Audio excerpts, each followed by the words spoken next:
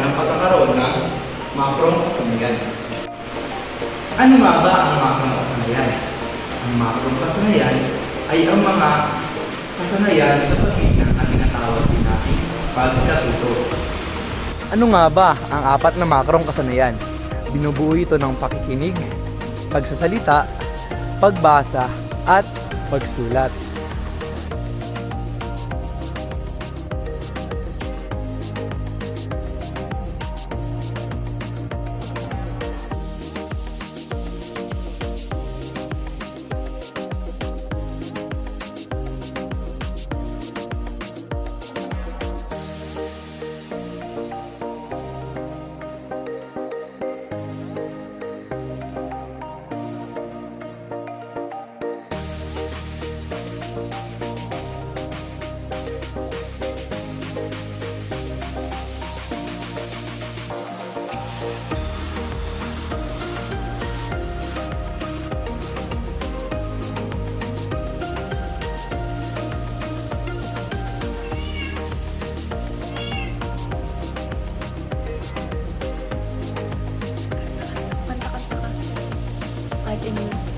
Ano nga ba ang kahalagahan ng pakikinig?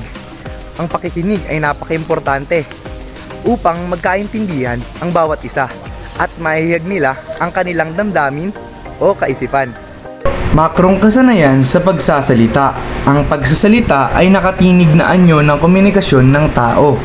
Mga kailangan sa mabisang pagsasalita.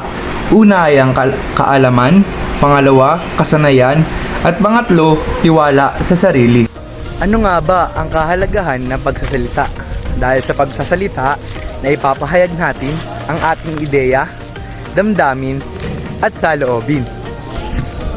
Makrong kasanayan sa pagbasa.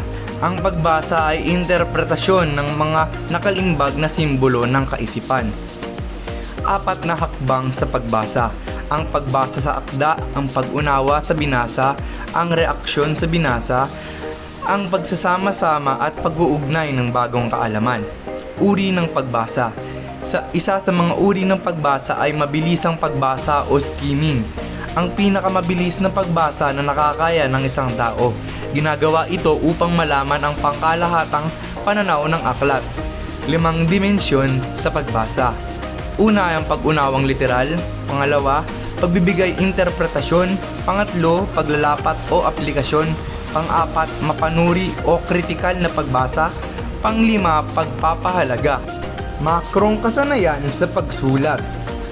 Ang mabuting pagsulat ay nakukuha sa pamamagitan ng pagsasanay, ng maraming pagtatangka at pag-uulit ng manuskrito.